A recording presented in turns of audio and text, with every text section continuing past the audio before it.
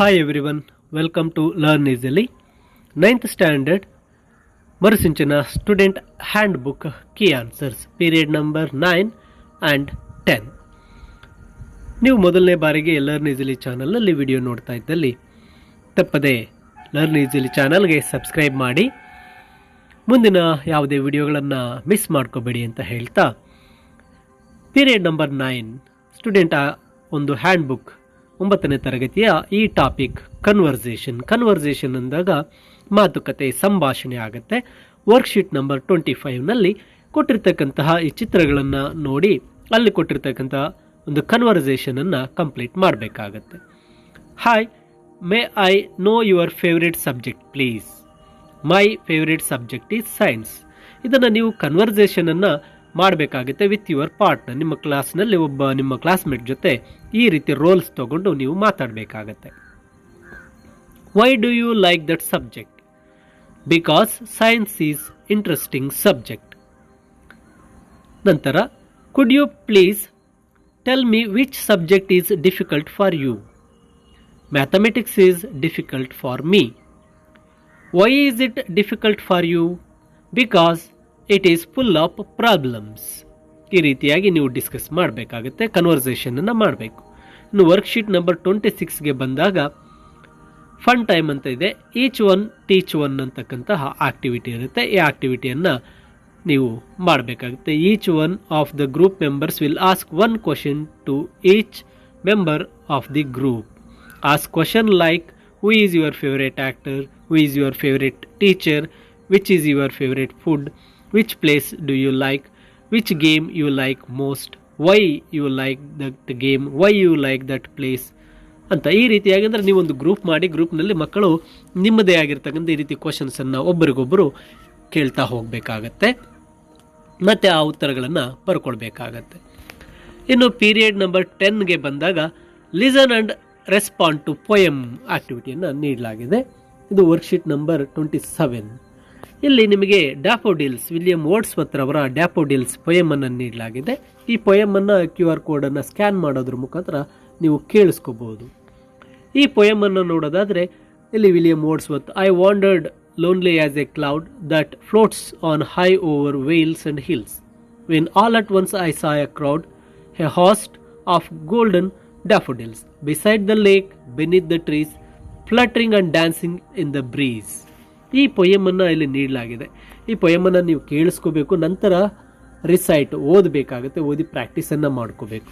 ನಂತರ ಕೆಳಗೆ ಕೊಟ್ಟಿರ್ತಕ್ಕಂಥ ಈ ಒಂದು ಪ್ರಶ್ನೆಗಳಿಗೆ ಉತ್ತರಿಸಬೇಕಾಗತ್ತೆ. ಬರೀ ಕೇಳಿಸ್ಕೊಳ್ಳೋದಷ್ಟೇ ಅಲ್ಲ, ನೀವು ಓದಿ ಅದನ್ನು ಅರ್ಥ ಮಾಡ್ಕೋಬೇಕಾಗತ್ತೆ. Who is I in the first stanza of the poem? ಇಲ್ಲಿ ಐ, ನಾನು ಅಂದರೆ ಯಾರು ಅಂದಾಗ the poet William Wordsworth. When did the poet see the daffodils? When he was walking alone on the river bank. What were the daffodils doing in the second stanza? The daffodils tossing their heads and dancing. Who had a competition with the daffodils? Listen to third stanza ಅಂತ ಇದೆ. The waves. ಇನ್ನು 5th question ನೋಡಿದ್ರೆ, how does the daffodils help the poet? Listen to the last stanza. ಕೊನೆಯ ಸ್ಟ್ಯಾನ್ಸಾದಲ್ಲಿ daffodils ಪೊಯೆಟ್ಗೆ ಯಾವ ರೀತಿ ಒಂದು ಹೆಲ್ಪನ್ನು ಮಾಡುತ್ತೆ ಅಂತಕ್ಕಂತಹ ಉತ್ತರವನ್ನು ಬರಿಬೇಕಾಗುತ್ತೆ. ಇಲ್ಲಿ daffodils flash upon his inward eye, the fill his heart with pleasure and make him dance and make him happy. ನಂತರ ವರ್ಕ್ಶೀಟ್ ನಂಬರ್ 28ಗೆ ಬಂದಾಗ ಇಲ್ಲಿ ಒಂದು ಪೊಯಮನ್ನು ನೀಡಲಾಗಿದೆ. ಈ ಪೊಯಮನ್ನು ಸಹ ನಾವು ಲಿಸನ್ ಕೇಳಿಸ್ಕೋಬೇಕಾಗುತ್ತೆ ಆ ಸಾಂಗನ್ನು. ನಂತರ ಕೊಟ್ಟಿರ್ತಕ್ಕಂಥ ಕ್ವಶನ್ಸ್ಗೆ ಆನ್ಸರ್ ಮಾಡಬೇಕಾಗತ್ತೆ. ಇಲ್ಲಿ ವಿಲಿಯಂ ಎಡ್ವರ್ಡ್ ಹಿಕ್ಸನ್ ರವರ ಪೊಯಮ್ ಆಗಿರುತ್ತೆ. ಕ್ವಶನ್ ಇಲ್ಲಿ, if we fail at first what should we do? We try again. ಇಲ್ಲಿ ಪೊಯಮ್ ಇರ್ತಕ್ಕಂಥದ್ದು ಟ್ರೈ ಅಗೈನ್ ಬಗ್ಗೆ ನೋಡಿ. It is a lesson you should heed. Try again. If at first you don't succeed, try again. Then your courage should appear, for if you will persevere you will conquer, never fear, try again. Once or twice though you should fail, try again. If you would at last prevail, try again. ನಂತರ second ಕ್ವಶನ್ಗೆ ಬಂದಾಗ what is not disgrace according to the poet. Striving is not disgrace according to the poet. ಮೂರನೇ ಪ್ರಶ್ನೆ what will give us a reward according to the poet. Time will give us a reward according to poet.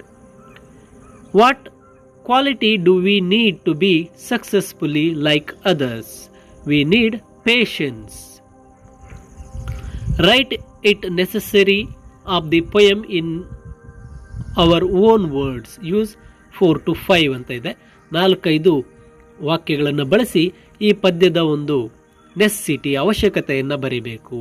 Yes, this poem is very very necessary because this poem tells us to not to afraid to try again.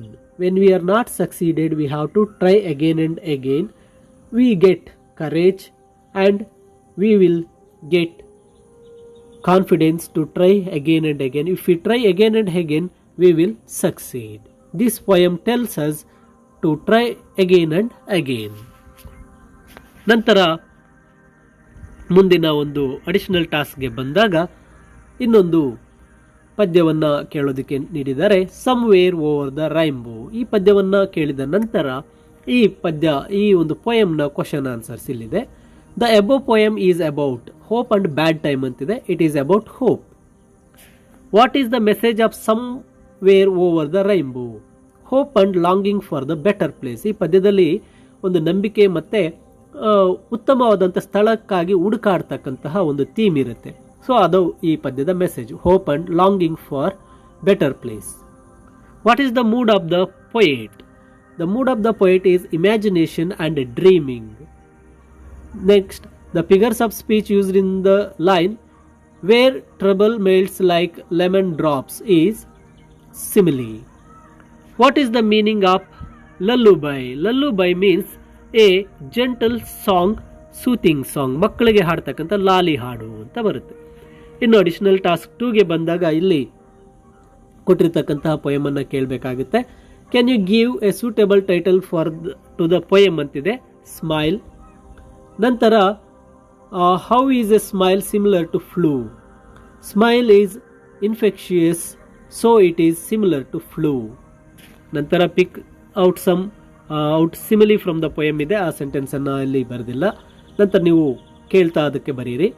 How the poet wants to infect the world. The poet wants to infect the world by passing the smile around the world.